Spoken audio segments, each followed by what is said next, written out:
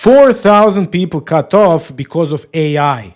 But is that really true? Block announced in this tweet that they're reducing from over 10k people to under 6k, not because the business is collapsing. They explicitly said that the business is strong. Their claim is simple: smaller teams plus AI tools can do more. This is really brutal to the people affected. 4,000 people lost their jobs. We're talking here about 4,000 different families.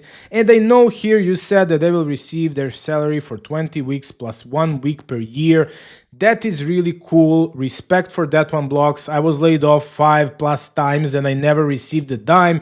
So this is really great. But again, we are talking about 4,000 ex-employees that are going now on the market to find different opportunities.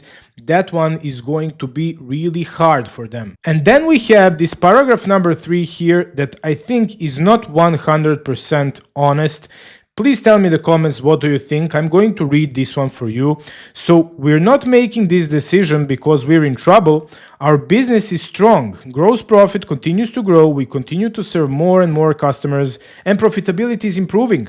But something has changed. We're already seeing that the intelligence tools we're creating and using, paired with smaller and flatter teams, are enabling a new way of working, which fundamentally changes what it means to build and run a company. And that's accelerating rapidly. And then the part that I think is not honest is this first sentence in paragraph 4, and that's that I had two options: cut gradually over months or years as this shift plays out, or be honest about where we are and act on it now. First thing that I think is not honest is having only two options. Like, I'm a billionaire, I have 10,000 employees, and I have only option A, option B, and I have to choose one. Now, you have 100 options. You could do whatever you like because you can organize things, you have the finances, you have the means, you have everything.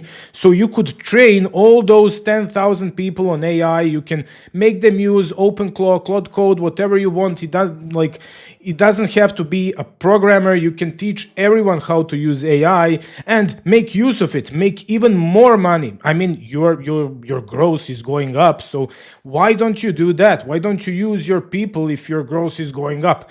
I mean, that's the first part that I think is not honest in this tweet right here. Second part that triggered me is this one. We're not making this decision because we're in trouble.